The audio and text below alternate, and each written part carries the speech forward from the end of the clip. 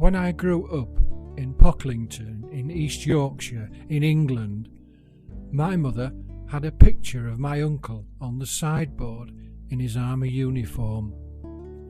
Every day for 24 years until I got married, he looked over us in our living room. My mother didn't speak about him at all, so I knew very little about him except that he was killed in the war. I remember 2 trips to Holland when I was a toddler with my brother, my mum and dad, and my grandmother, my uncle's mother, to visit his grave, and also a Dutch family who had made contact with us after the war. I now own that photograph of my uncle, and in recent years have spent a long time finding out information about his army life, which led to his untimely and early death in a foreign land. The story you are about to hear and see has taken me at least 5 years on and off to fathom out, because some detail, although simple, was nearly impossible to unearth. The path has led me to rediscover old friends, make new friends, and become amazed. To tell the story properly, we must start at the very beginning, before my uncle was ever dreamt about, and it is in fact a story of 2 soldiers, not 1, so let us begin. The city of York lies in the north of England. Its turbulent history can be traced back nearly 2,000 years. It began in earnest in AD 71, when the Romans, at the height of their powers, conquered the Celtic tribes known as the Brigantes and founded Eboracum, which, by the 4th century, was the capital of Lower Britain.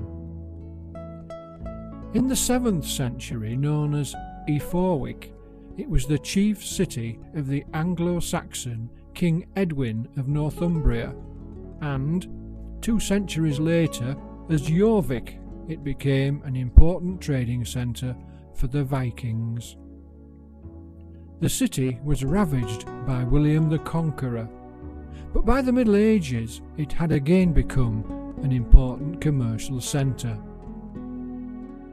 In the 16th and 17th centuries, Tudor and Stuart kings were among its visitors.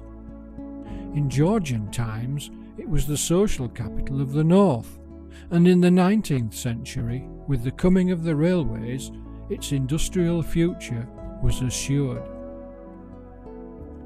Built between 2 rivers, the Foss and the Ouse, the city was nearly walled by the Romans, apart from those areas where marshes made this unnecessary. Entrance through the walls was made in several places. The entrance to the east is now known as Wormgate Bar, and it was just through this bar, at number 1 Clark's Terrace, a street that now no longer exists, that Leonard Raymond Allison was born on the 1st of August 1923. Leonard was a late arrival to his parents, James and Minnie, who were then aged 43 and 44. He already had 2 grown-up sisters and a brother. He fast became a fussed-over youngster and the apple of his mother's and father's eyes. He had the pleasure of the better toys of the time, which he carefully looked after, even though he often played with them. His prized possessions were his farmyard and his clockwork train set, which are still in the family today. Like most children at school in the 1930s, Leonard was given his own pencil box. Again, as proof of ownership, he wrote his name and address clearly on the bottom of the wooden box. As he grew up, his elder brother and his father educated him in all things mechanical. This was a natural progression, as his father was a general dealer who operated a haulage and coal business, and between them they maintained the lorries that they used. Leonard was a nice young man who wanted for very little because of his father's business acumen. But, like many families of the time, trauma and troubles abounded. At just 16, he saw the declaration of war with Germany on the 1st of September 1939 and experienced the effects of that on the city of York. Over the North Sea, on the continent in Holland a little before, in February of 1939, another young man, Jan Hubert Arpots, born in Paramaribo, Suriname, now aged 24, had become engaged to the love of his life, Teenie Westra, just 19, who originated from Schansburg, not far from Brunsum. He was already in the Dutch army and watched with apprehension the activities of the German army next door. As soon as the Germans began their approaches towards Holland, Joe found himself to be one of the last soldiers to cross the bridge over the river De Waal before the Dutch army exploded the bridge to try to stop the aggressors, without much success, because on May the 10th, 1940, German troops invaded Holland. The Dutch army was really no match for the might of Germany, and at 7 p.m, just 4 days later, on the 14th of May, the country's army surrendered, was disarmed, and the soldiers sent back to their homes. And so it was that Joe made his way back to Brunsum. Brunsum is a town close to the German border, approximately 35 kilometres northeast of Maastricht and 11 kilometres southeast of Sittard. Back home in England, the next thing to hit Leonard at the age of 18 was the death of his father on the 27th of August 1941, aged 62. England needed all able-bodied men, particularly those with engineering skills in the armed forces. Leonard, with his natural abilities and interests, was therefore ideal for the Royal Electrical and Mechanical Engineers, which he eventually joined. After his training, this York lad was assigned to 1 platoon, 241 Lowland Field Company Royal Engineers, based at Motherwell in Scotland. 241 Field Company was part of the 52nd Lowland Division. A division is quite large, and the 52nd consisted of numbers 155, 156 and 157 brigades and 13 divisional units, which included 4 Royal Engineers field companies. The 52nd Lowland Division was tough. They were also known as the 52nd Mountain Division, due to its intended role and specialised training in that capacity. The division underwent intensive training in mountain warfare in the Highlands of Scotland from 1941 to 1944, expert skiing instructors having been attached to the division for the purpose of training the men accordingly, and many of the division's men actually became quite skilled in the art of skiing. The hardest training the 52nd Division undertook was in 1943, when Leonard was now with them in the Cairngorms above Braemar in Scotland. The men, issued with special clothing and equipment, became used to sleeping in the extremely icy conditions prevalent in that part of Scotland. Although busy in training, Leonard managed to send out Royal Engineers Christmas cards to his mother and brother and sisters. As D-Day approached in 1944, the 52nd Lowland Division was part of an elaborate deception plan named Fortitude North to deceive the Germans into believing that there would not be one invasion area but several, and that the 52nd were part of a strong force that was to be landed in Norway. At this time, the division completed both combined operations training and conversion to an air mobile division. This, in effect, meant that the 52nd Lowland Division would be able to be transported by air to a designated landing zone, utilising gliders, and on landing, promptly unloading its soldiers and equipment ready for combat. The division was, however, to keep its original strength, that of a standard division, and was therefore stronger than an airborne division. Because the Norway operation was little more than a hoax, the highly trained 52nd Division was ready to be used elsewhere. The original plan was that the division was now to be transported to D-Lan airfield by air after D-Day to reinforce the 1st Airborne Division, but only once the 2nd British Army had reached Arnhem and the area was safe. Despite offers to be delivered into the thick of the action, once it was recognised that the plight of the 1st Airborne was serious, the division was not used, and it remained somewhere in the south of England, where the troops were not told where they were or what they were going to do.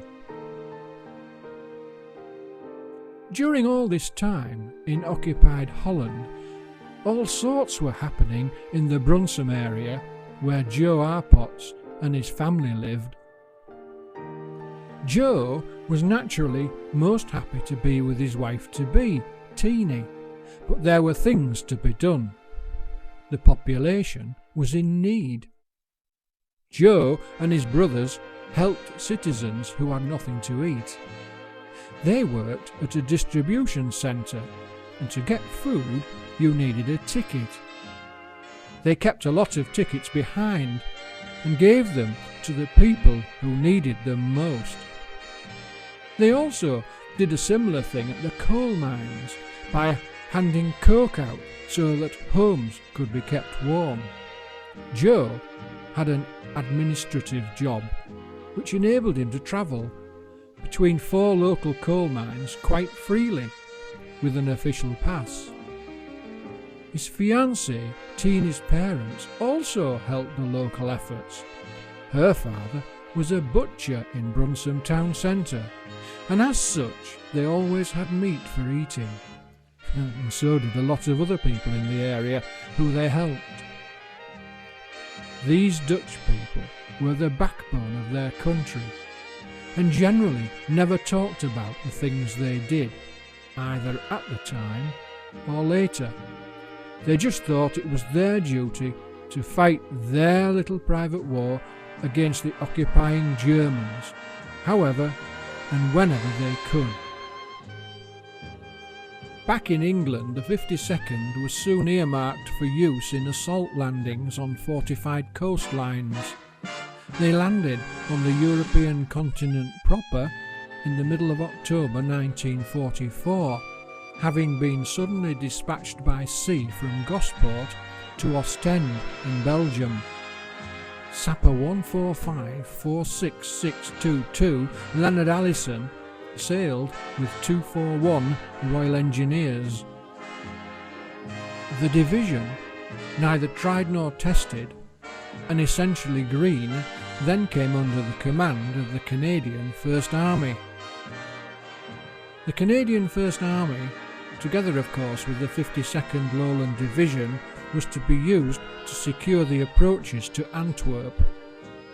Antwerp had in fact already been captured, but was not secure due to the fact that the Germans still controlled the West Scheldt estuary, the gateway to the port of Antwerp, and therefore Antwerp would remain untenable until the Allies had cleared the estuary of all Axis troop concentrations.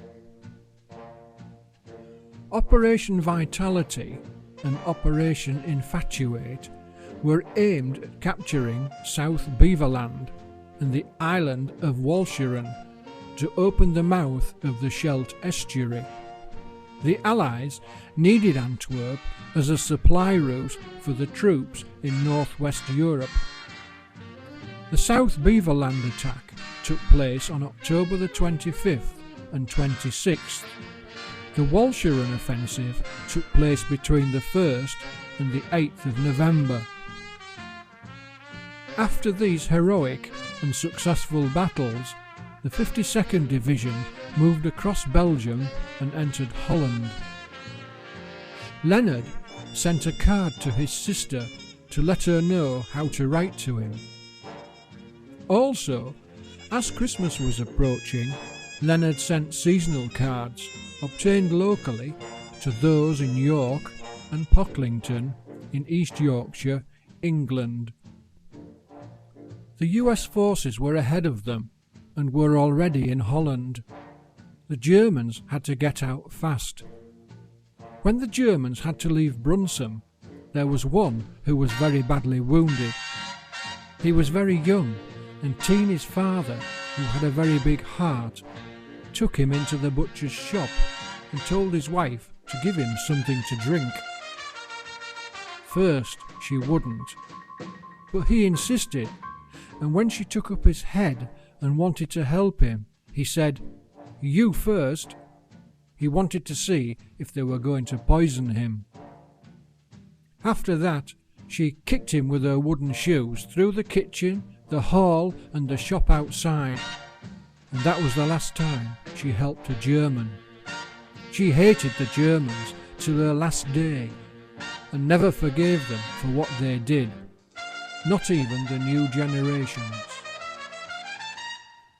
The US forces made their headquarters in Brunsum in September. The 52nd Division followed up behind. The US forces moved on, and the 52nd established their headquarters there. Leonard now got hold of some official 52nd Division Christmas cards and sent some more on the 21st of December to those at home. He enclosed a special note for the son of his sister, with a footnote for her second son, who he had not yet seen but had heard about. In 1944, Joe and Teeny, now 29 and 24, took American and then English soldiers into their house, and different ones stayed with them till the end of the war. It was during this time that Teeny donned a friendly American's uniform and had her picture taken. In January 1945, the 52nd Division pushed on towards Germany. On the 7th of January, during mine-clearing operations on the German border, a mine exploded in a dump, and the resulting chain explosion of the other mines killed 18 King's Own Scottish borderers and 31 Royal Engineers, including 21-year-old Leonard Allison. At almost the same time, in the village of Tripsrath, there was a similar explosion which killed 4 more Scottish borderers. 2 days later, all the men, with an average age of 27, were buried in a large grave.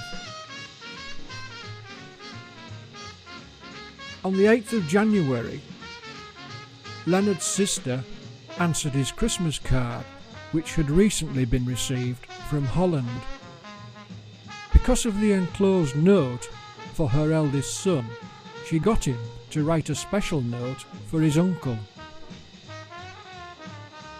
It wasn't long before 53 parents received the dreaded knock at the door because of the tragic happenings on the 7th of January.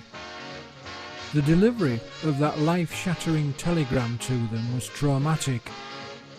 Leonard's 65-year-old mother was now living alone, just waiting her beloved son's safe return from conflict.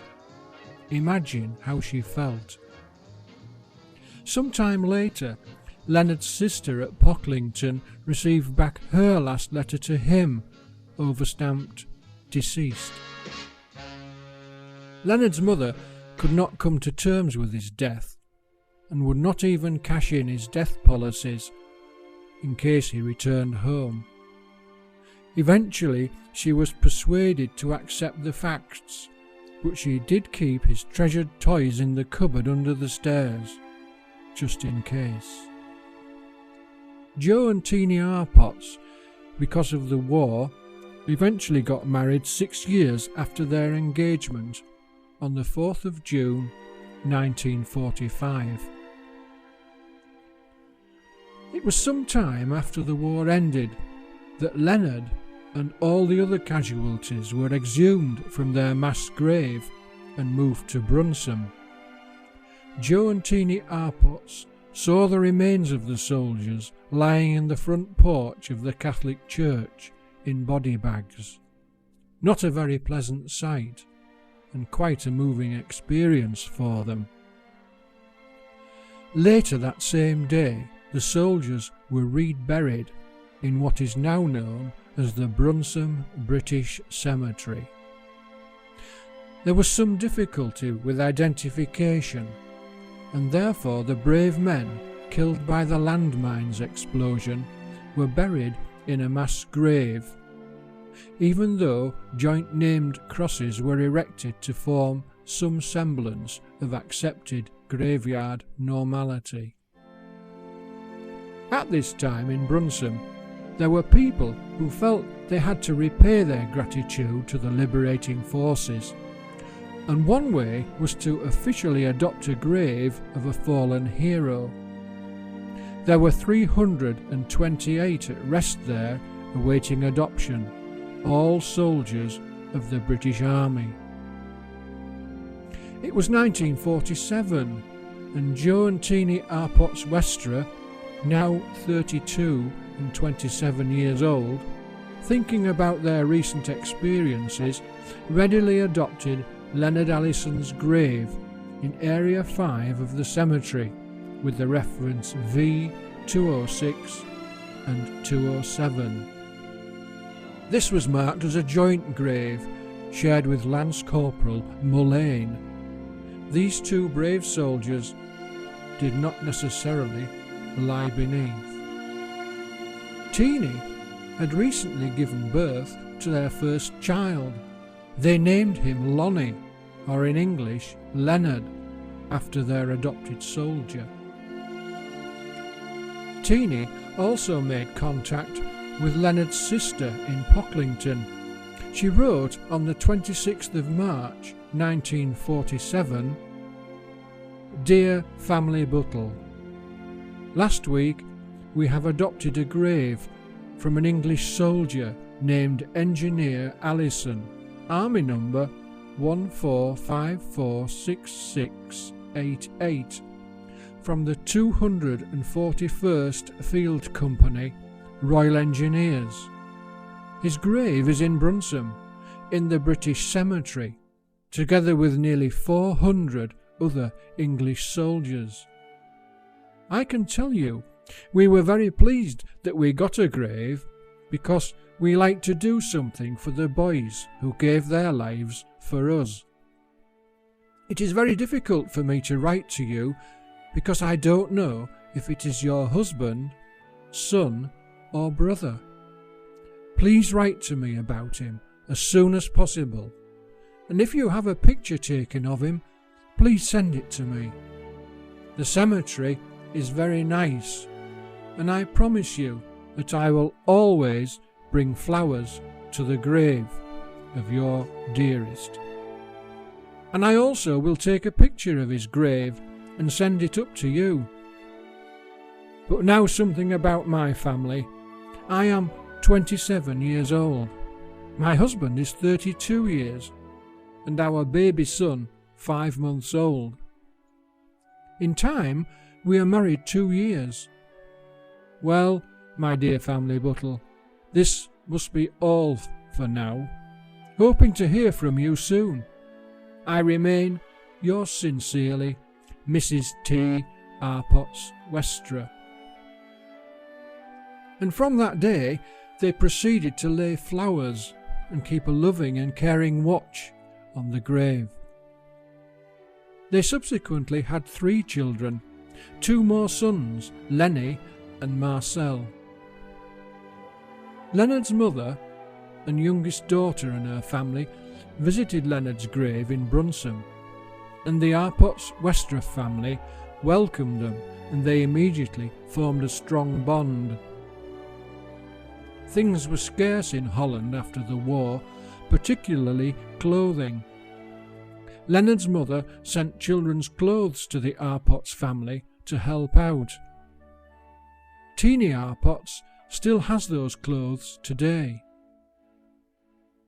She later visited both York and Pocklington twice to visit Leonard's family.